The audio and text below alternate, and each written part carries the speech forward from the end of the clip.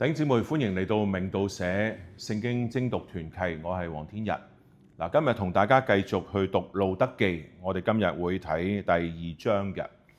我唔知道大家仲記唔記得我哋上次分享過路得記第1章，我哋講到咧拿俄米喺死亡陰霾嘅裏面。不過我哋亦都提及過路得記嘅作者好特別嘅。聖經作者佢喺1章第22節最後嘅一節裏邊咧，佢話咧拿俄米和他兒婦摩押女子路得從摩押地回來到伯利恆，正是動手割大麥的時候。我哋上次結尾嘅時候都曾經提及過，呢一個第1章嘅結束咧，好似同前面嗰21節聖經咧好唔同咁樣。前面嗰21節經文俾我哋感覺嘅係拿俄米同路得都陷入咗死亡籠罩底下嘅苦情，係嘛？不過第22節卻俾我哋見到，當拿俄米同路得翻到去伯利恆嘅呢個日子咧，正正就係大家都忙於收割嘅日子，係一個興高采烈，係一個充滿色彩嘅日子嚟嘅。弟兄姊妹，如果係咁嘅話，到底聖經作者要我哋睇見嘅係乜嘢嘢？又或者係從第22節要幫助我哋進入去到第2章，聖經作者所要揭開俾我哋睇見嘅係乜嘢嘢呢？路得嘅2章嘅第1節，拿俄米嘅丈夫以利米勒嘅親族中有一個人名叫波亞斯，是個大財主。弟兄姊妹，假如我哋將2章第1節攞走嘅話呢，其實1章22節同2章2節係好吻合嘅。拿俄米和他兒婦摩押女子路得從摩押地回來到伯利恆，正是動手割大麥的時候。摩押女子路得對拿俄米說：容我往田間去，我蒙誰嘅恩，就在誰的身後拾取麥穗。係咪好自然嘅？所以2章1節嘅特別係在於，聖經嘅作者正正式式咁樣將波亞斯呢一個人帶出嚟，其實亦都提示緊我哋，從第1章拿俄米同埋路得嘅故事轉到落去第2章啦，其實波亞斯就係呢一個部分嘅焦點嚟嘅。不過我哋一陣間先去睇波亞斯嘅部分。到底聖經作者要我哋見到啲乜嘢嘢？第2節至到第7節，摩押女子路得對拿俄米說：容我往田間去，我蒙誰的恩，就在誰的身後拾取麥穗。拿俄米說：女兒啊，你只管去。路得就去了，來到田間，在收割的人身後拾取麥穗。他恰巧到了以利米勒本族的人波亞斯那塊田裏。波亞斯正從伯利恆來，對收割的人說：願耶和華與你們同在。他們回答說：願耶和華賜福與你。波亞斯問監管收割的僕人說：那是誰家的女子？監管收割的僕人回答說：那是那摩押女子，跟隨拿俄米從摩押地回來。他說：請你容我跟着收割的人拾取打捆剩下的麥穗。他從早晨直到如今，除了在屋子裏坐一會兒，常在這裏。路得記嘅第2章，甚至係第3章咧，有一個好清晰嘅結構喺裏邊。係點㗎啦？第2章基本上好似一個三文治咁樣嘅結構嘅。首先就係拿俄米同路得嘅對話，第2節至到第7節，然後呢就係第8節一路去到17節。路得打完麥啦，攞住1伊法嘅大麥翻到去屋企。呢一段就係咧路得同波亞斯嘅相遇。而第3段呢，就係18至到23節，就係講緊咧路得翻到去屋企同拿俄米嘅對話。第2章有一個咁嘅結構。第3章都係一樣嘅，同樣都係由路得同埋拿俄米嘅對話開始，然後呢就係波亞斯，跟住再翻去就係路得同拿俄米嘅對話嚟到去作為結束嘅。第2節第2章第2節，當路得同拿俄米去講，容我往田間去，我蒙誰的恩，就在誰的身後拾取麥穗。之後呢，拿俄米嘅回應係乜嘢？拿俄米話：女兒啊，你只管去。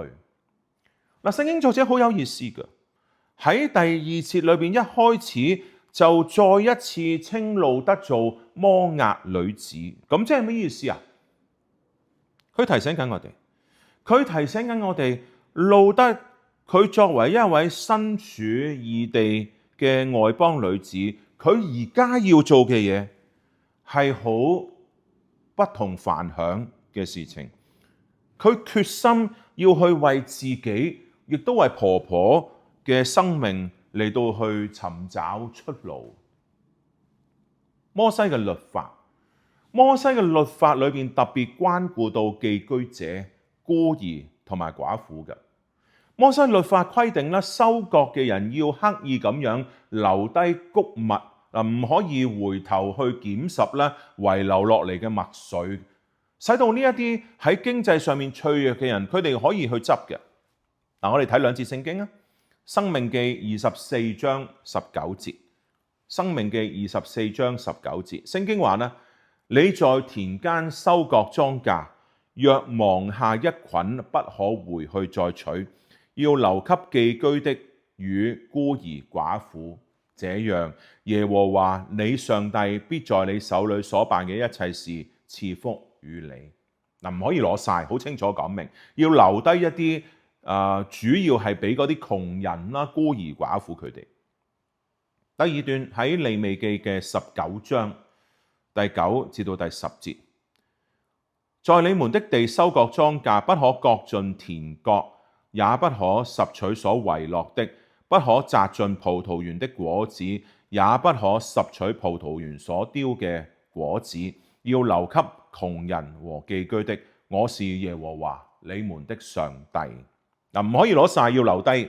主要其實係俾孤兒寡婦。嗱，弟兄姊妹，如果從咁嘅角度嚟到去睇嘅話呢，呢一個制度嘅本身呢，其實主要呢，嗱，有聖經學者就咁講嘅，主要係針對有錢嘅人嚟講，因為只有有錢嘅人先可以做得到啫嘛。窮人根本自己連3餐都不得溫飽，佢哋點可以留俾人呢？係咪？嗱，所以有錢人呢，需要咁樣嚟到去照顧一啲孤兒寡婦，照顧貧窮者嘅。嗱，我咪同路得講，你去啦。於是乎，路得就去到田間。嗱，聖經作者好特別嘅，佢嘅記載，你再讀落去第3節，路得就去了，來到田間，在收割的人身後拾取麥穗。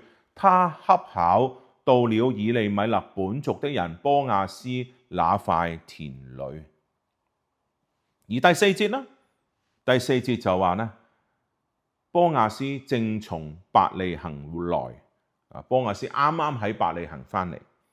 希伯來文聖經喺第3節嘅開頭呢，用咗3個未完成式嘅動詞，去、來到同埋拾取，同埋亦都有舊約學者話俾我哋聽啦。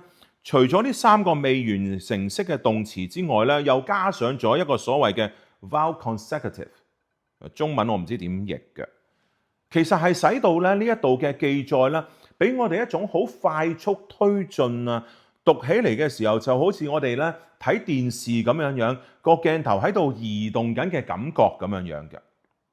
跟住咧，突然之間，他恰巧到了以利米勒本族嘅人波亞斯嘅嗰塊田裏邊。嗱，你感受到呢一種恰巧嘛？一種咧彷彿好戲劇性嘅轉折咁樣嘅，明白嗎？和合本聖經喺呢一度譯做恰巧。嗱，如果直譯嘅話咧，可以譯做他的際遇遇上了某事或者某人。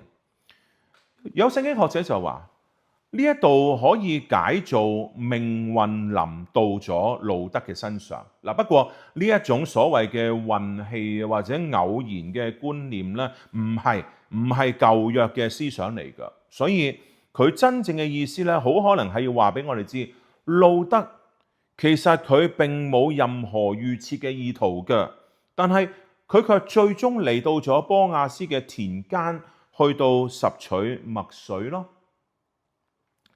第四節嘅開頭呢？第四節嘅開頭呢，希伯來文係就在那時啊 ，NASB 就譯做咧 Now behold。咁即係咩意思呢？啱啱好，啱啱遇正，明白嗎？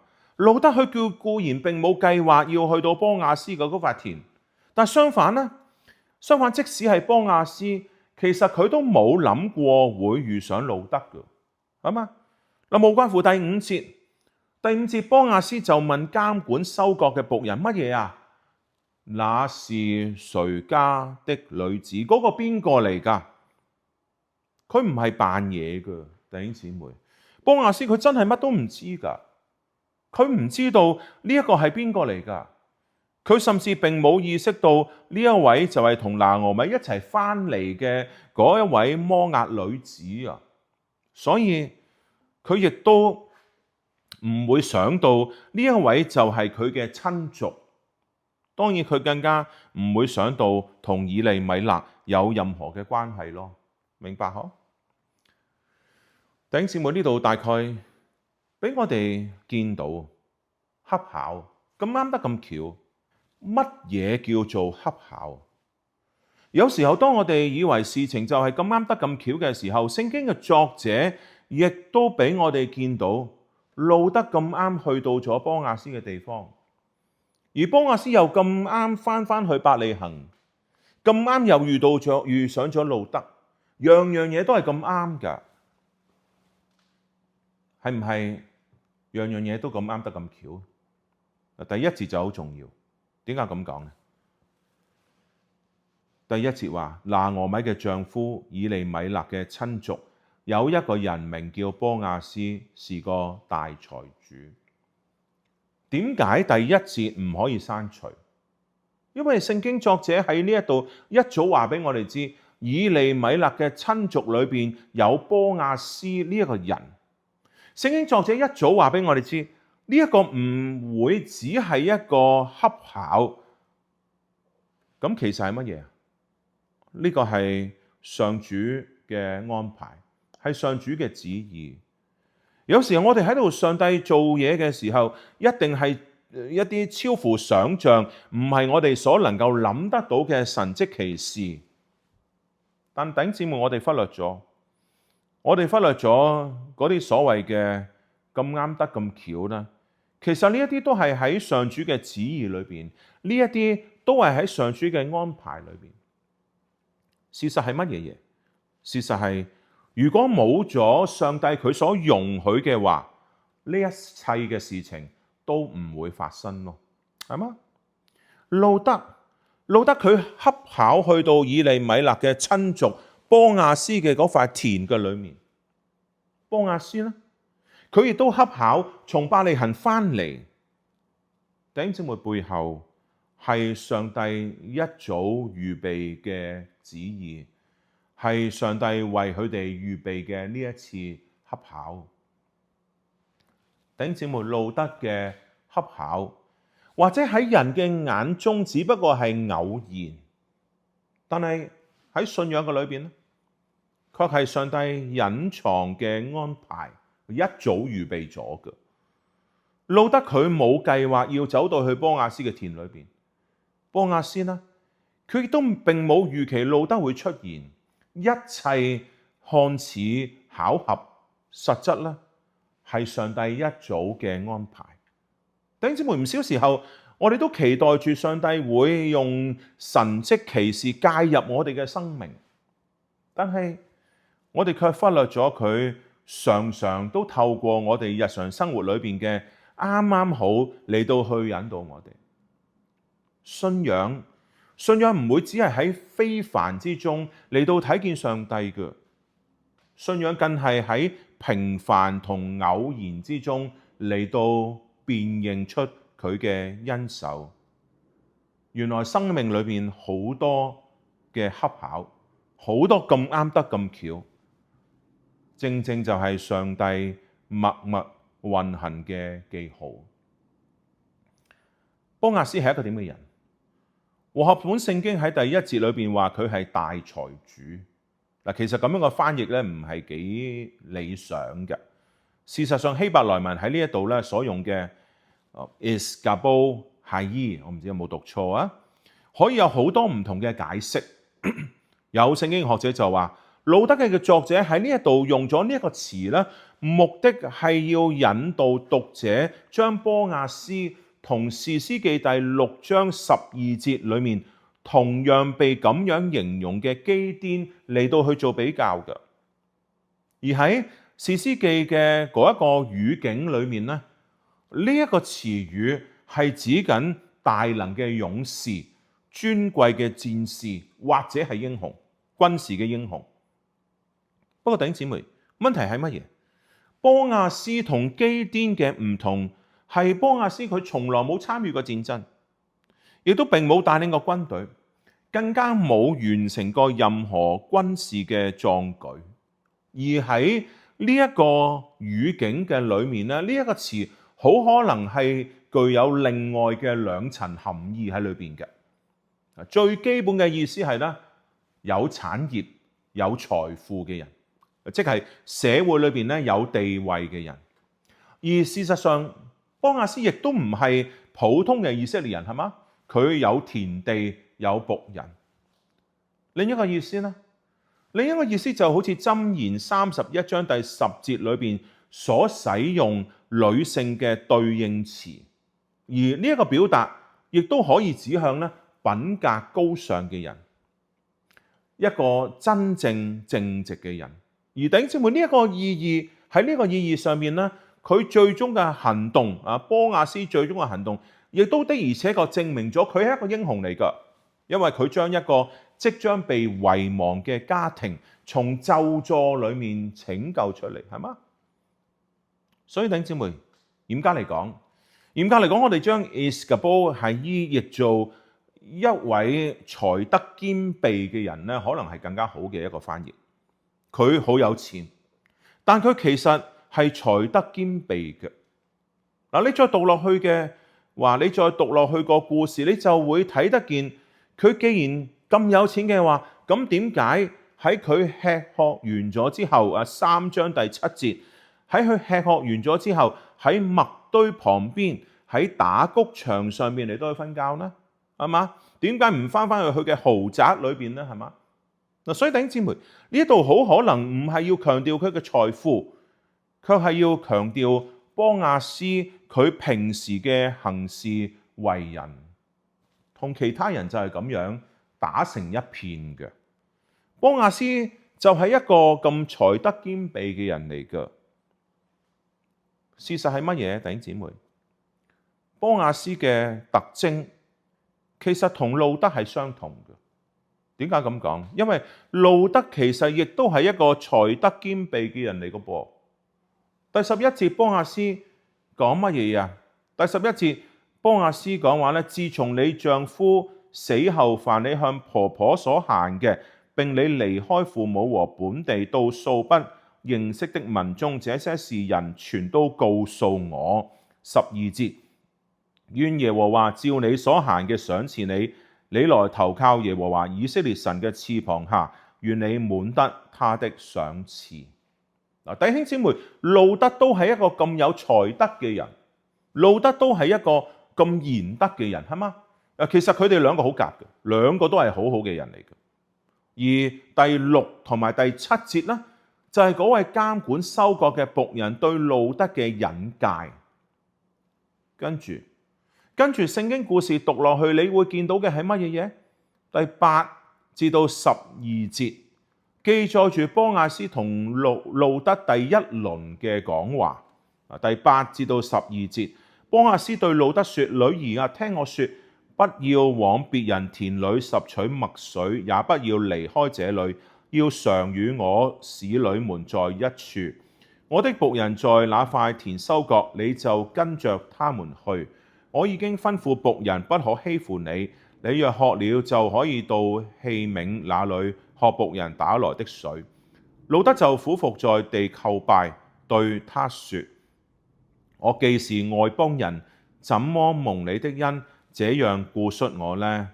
波亞斯回答說：自從你丈夫死後，凡你向婆婆所行的，並你離開父母和本地到素不認識的民中，這些事人全都告訴我了。願耶和華賜你所行，願耶和華照你所行的賞賜你。你來投靠耶和華以色列神的翅膀下，願你滿得他的賞賜。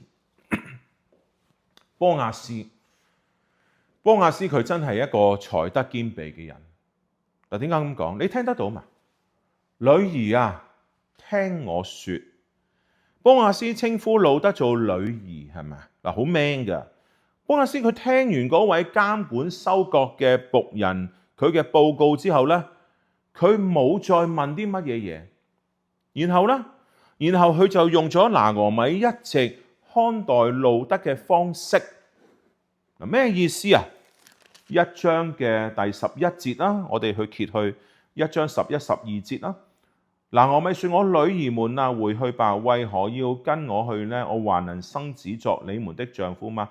我女兒們啊，回去吧，我年紀老邁，不能再有丈夫。2章第2節，摩押女子路得對拿俄米說：用我往田間去，我蒙誰嘅恩，就在誰嘅身後拾取麥穗。拿俄米說：女兒啊，你只管去。波亞斯佢叫路得做女兒，佢好刻意咁樣要去打破同路得之間自然存在嘅隔閡。嗱，呢個係拿俄米對路得嘅稱呼嚟㗎，明白嗎？弟兄姊妹，你睇清楚喎，嗰位監管收割嘅僕人喺佢嘅報告裏面，甚至連路得呢一個名字都冇講俾波亞斯知㗎。不過大概唔使啦，係嘛？點解啊？因為當波亞斯一聽到那摩押女子跟隨拿俄米從摩押地回來呢兩個特點呢，佢就即刻知道呢一位正正就係好可能人人都喺度談論緊嘅路得咯，係嘛？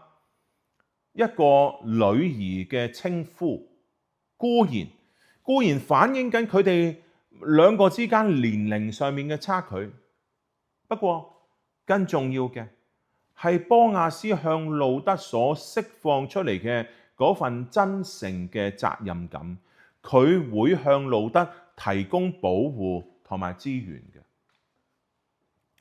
喺第8、第9節裏面，波亞斯嘅講話包含咗4個基本嘅要點。第一，路得唔可以去到其他人嘅田裏邊拾取麥穗，佢完全冇需要離開呢一度。第二，路得佢要緊緊咁樣跟住波亞斯嘅女僕。第三，路得佢唔需要擔心嗰啲男性嘅僕人會騷擾佢嘅，因為波亞斯已經命令咗佢哋唔可以掂佢噶啦。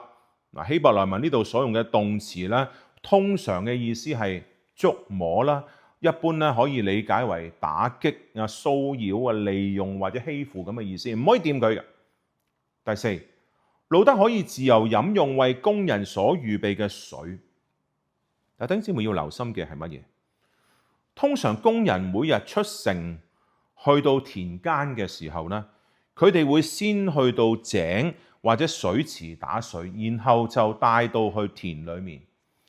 喺當時候一個通常由外邦人為以色列人打水，女性為男性打水嘅文化背景底下呢，波亞斯佢容許路得飲用由佢嘅僕人所打嘅水啦。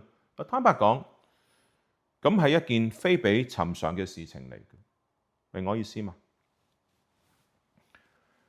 面對住波亞斯嘅慷慨，路得好感動。聖經記載話佢俯伏在地叩拜。不過弟兄姊妹，唔止係咁嘅，聖經記載嘅更加係路得呢一個身體動作所伴隨而嚟喺語言上面嗰種嘅驚訝。佢所驚訝嘅係佢唔明白點解波亞斯要咁樣嚟到去恩待佢。畢竟佢係一個外邦人，呂振中譯本咧就將第10節裏邊路德嘅問題咁樣譯：我憑什麼蒙你想念，使得你注意到我這外籍人呢？聖經學者就話：我本是外人。呢一句說話同前面嘅注意到咧，形成咗一個文字上嘅相關語。咁即係咩意思啊？兩者都係嚟自同一個字根，陌生，唔認識。不過有趣嘅係呢個字根喺唔同嘅語態裏邊，佢嘅意義咧可以係相反嘅。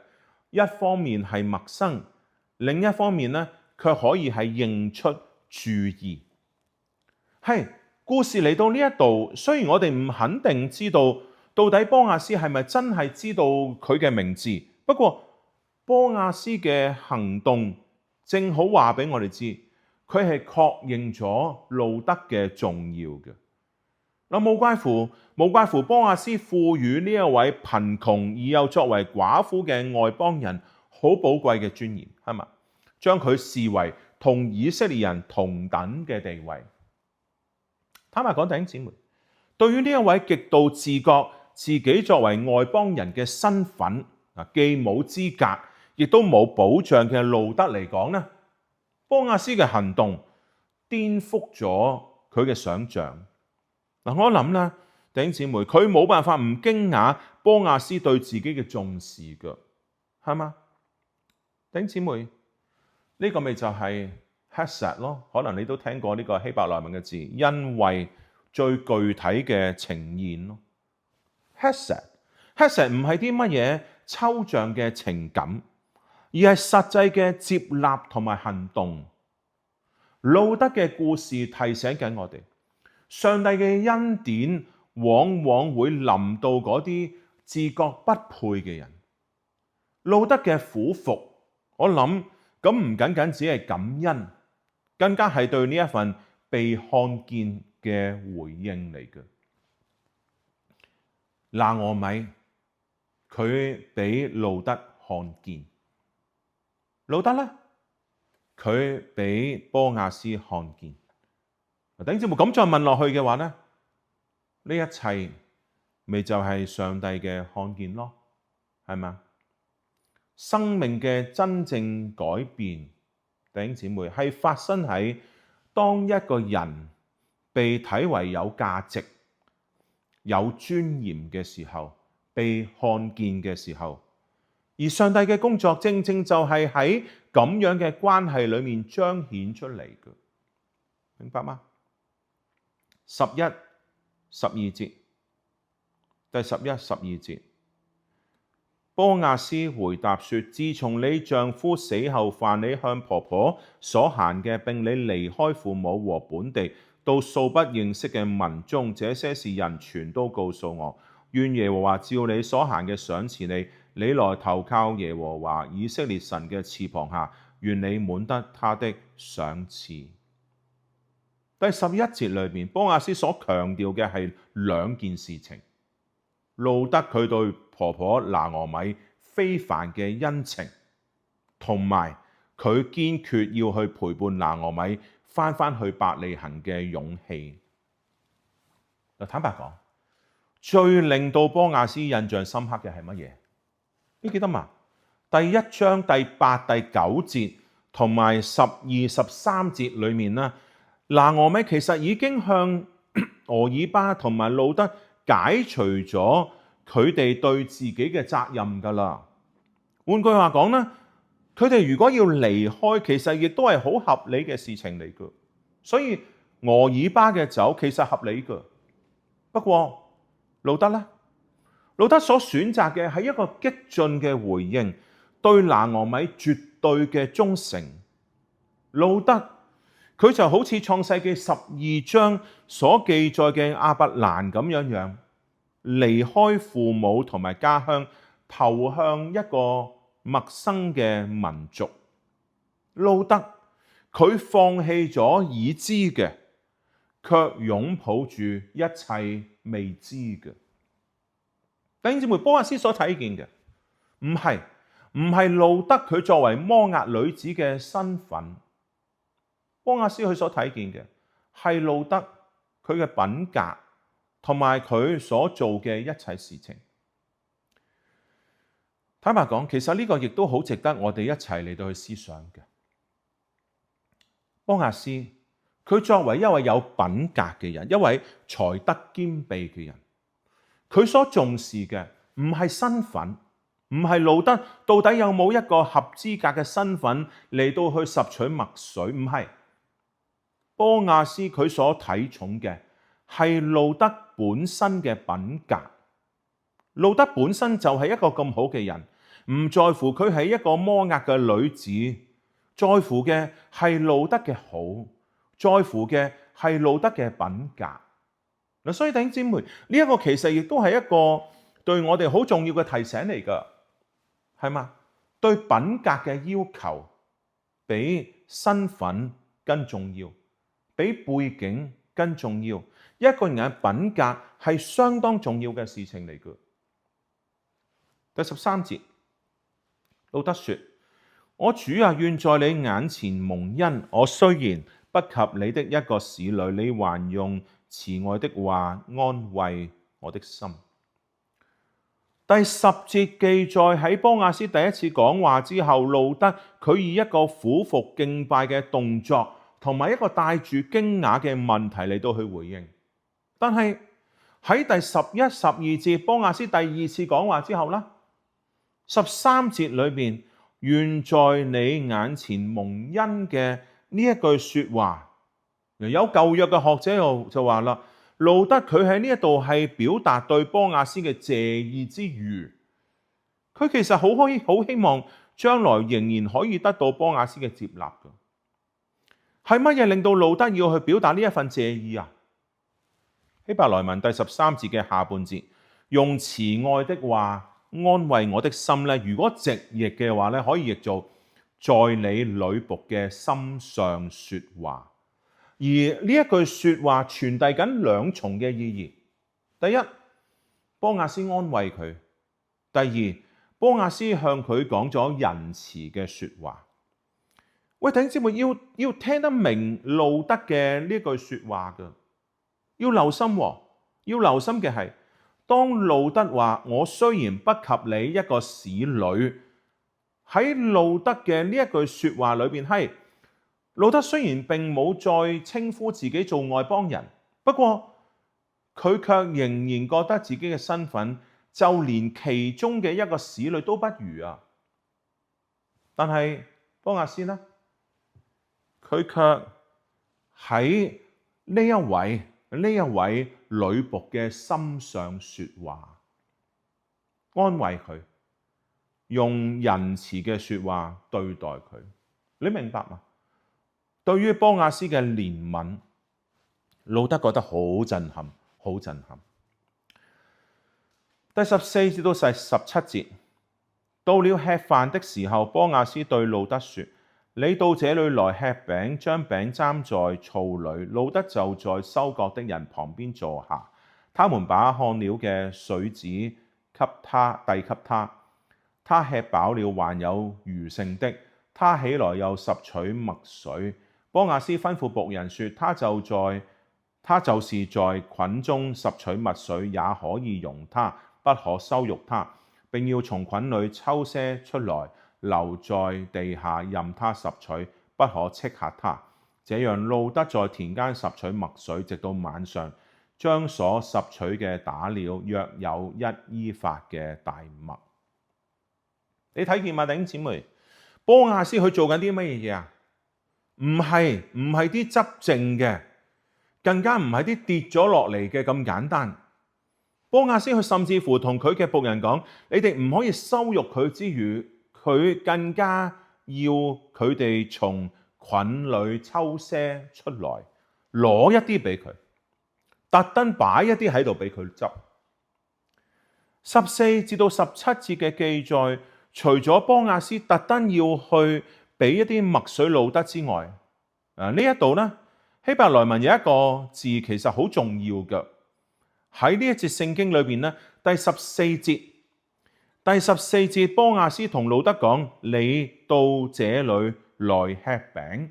嗱，如果我哋將希伯來文翻譯做英文嘅話咧，可以譯做 to come to near。嗱，咁即係咩意思呢？波亞斯佢喺呢度係叫路得過嚟。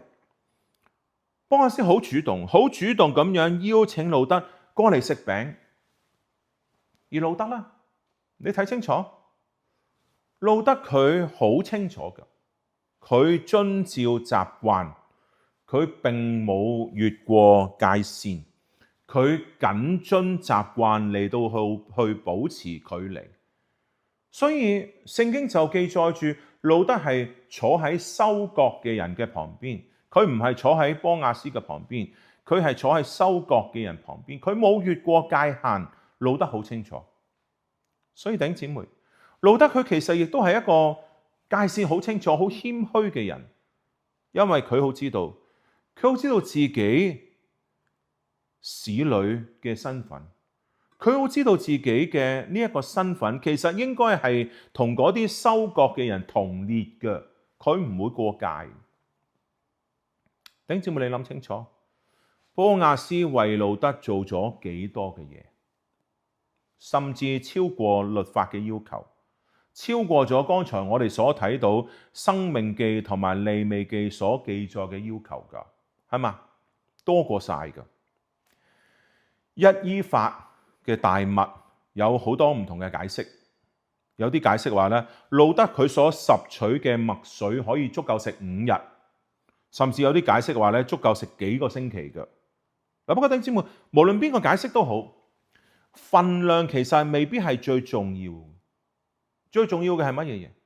係波亞斯對路得嘅嗰種慷慨同埋恩待嘅行動先至係最重要。所以路得佢可以攞到好多咯，冇怪乎弟兄姊妹，冇怪乎喺第14至到第17節裏邊呢4節聖經咧，你會發現聖經作者將路得同波亞斯喺麥田裏邊嘅對話好詳細咁樣記載落嚟，但係對於路得喺麥田裏邊嘅工作嘅情況呢，卻好簡單嘅記述。嗱，當然咁唔係因為路得嘅工作唔重要，更加唔係因為佢唔勤力啦。當然係咪？唔係，卻係聖經作者更關心嘅，佢更要我哋見到嘅係波亞斯嘅慷慨同埋佢對路得嘅恩慈。嗱，故事嚟到呢一度，波亞斯嘅部分咧，我哋暫時完結啦。然後咧，去到最尾嘅一個部分，就係路得翻去遇到拿俄米，同拿俄米嘅對話，18至到23節最後嘅一個段落。他就把所拾取嘅帶進城去給婆婆看，又把他吃飽了所剩嘅給了婆婆。婆婆問他說：你今日在哪裏拾取麥穗，在哪裏做工呢？願那顧恤你的得福。路得就告訴婆婆說：我今日在一個名叫波亞斯嘅人那裏做工。拿俄米對兒婦說：願那人蒙耶和華賜福，因為他不斷地恩待活人死人。拿俄米又說：那是我們本族的人，是一個至近的親屬。摩押女子路得說：他對我說，你要緊隨我的僕人拾取麥穗，直等他們收完了我的莊稼。拿俄米對兒婦路得說：女兒啊，你跟着他的使女出去，不叫人遇見你在別人田間，這才為好。於是路得與波亞斯的使女常在一處拾取麥穗，直到收完了大麥和小麥，路得仍與婆婆同住。翻去啦，翻去攞咗啲麥穗，翻到去見拿俄米。第19節現代中文譯本佢咁樣譯，佢譯做咧，拿俄米問他：你今天從哪裏撿來這麼多麥穗？你在誰家嘅田裏工作？願上帝賜福給關愛你的那個人。嗱，現代中文譯本喺呢一度譯做這麼多，特別譯咗呢3個字出嚟，特別寫咗呢3個字出嚟，這麼多，其實好有意思噶。點解咁講啊？你諗下，當路得帶住大量嘅穀物，咁多嘅穀物翻去嘅時候，拿俄米嘅反應係好驚訝㗎，係難以置信㗎。你喺邊度攞到咁多穀物翻嚟㗎？明白嗎？弟兄姊妹，嗱，換句話講，與其話呢一度係拿俄米對路得嘅一個提問，咁樣不如話呢度係拿俄米嘅一個震驚。你喺邊度攞到咁多穀物翻嚟㗎？係嘛？弟兄姊妹，如果從咁嘅角度嚟到去理解拿俄米嘅説話呢，嗱，咁樣佢所關心嘅就唔係嗰塊麥田嘅位置，唔係邊一度咁嘅問題，而喺路得仲未答佢呢個問題之前，你睇下，拿俄米就已經情不自禁咁樣要去為嗰位善待路得嘅人發出祝福啦。願那顧恤你嘅得福。路得呢？路得點樣回答拿俄米嘅問題？佢話：我今日喺一個名叫波亞斯嘅人嗰度做工。值得注意嘅係乜嘢？第19節呢一度，聖經學者就提醒我哋喺路得嘅回應裏邊，其實佢都係情緒好激動㗎，因為當佢一開口嘅時候，佢就用上咗一個重複嘅語句：我今日與之工作的人，重複緊路得拿俄米所講嘅。路得佢並冇回應拿俄米在哪裏嘅問題，佢急不及待要去話俾拿俄米知嘅係乜嘢？係邊個嘅問題？當拿俄米意識到路得恰巧遇見波亞斯嘅時候，佢立刻又再一次為波亞斯祝福。但係弟兄姊妹，第20節嘅呢一句祝福語好有意思。點解咁講呢？當拿俄米話願那人蒙耶和華賜福，因為他不斷地恩待活人死人嘅時候，拿俄米固然係要祝福波亞斯啦，但係後半部分嘅嗰句，因為他不斷地恩待活人死人嘅主語呢，係耶和華，唔係波亞斯。咁即係咩意思啊？上主先至係嗰一位施行慈愛嘅主體嚟嘅，明白嗎？拿俄米呢一句說話好有意思嘅。點解咁講？活人係邊個？拿俄米同埋路得。咁死人呢？以利米勒同埋兩個兒子馬倫基連。嗱，換句話講，所謂嘅活人死人，其實就係代表住拿俄米嘅整個家庭。至於 Hesed， 因為呢一個字咧，聖經學者話俾我哋知，佢嘅含義係包括咗愛啦、憐憫啦、恩典啦、忠誠啦、善良同埋聖約嘅信實喺裏邊，係好豐富嘅意義嚟嘅。弟兄姊妹，你記得嘛？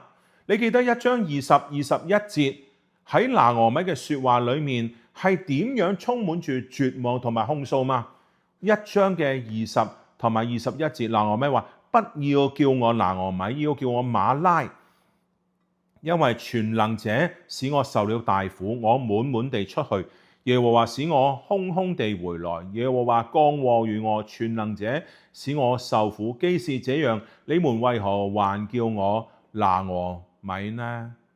但係嚟到呢一度呢？嚟到呢一度，佢卻重新睇見上主嘅恩慈，因為原來並冇離開過佢。弟兄姊妹，信仰其實好多時候就係喺呢一種重新看見之中被更新嘅。咁唔係話苦難突然之間就消失咗，唔係，卻係喺破碎嘅人生嘅裏面，我哋仍然可以發現上主原來一直默默嘅同行。拿俄米佢從對上帝嘅控訴，到而家佢再一次去稱頌上主。俾我哋見到嘅係乜嘢？正好就係即使人陷入咗痛苦嘅深處都好啦，但係上帝嘅恩典卻仍然可以慢慢去打開我哋嘅眼睛，使到我哋可以重新相信。相信乜嘢？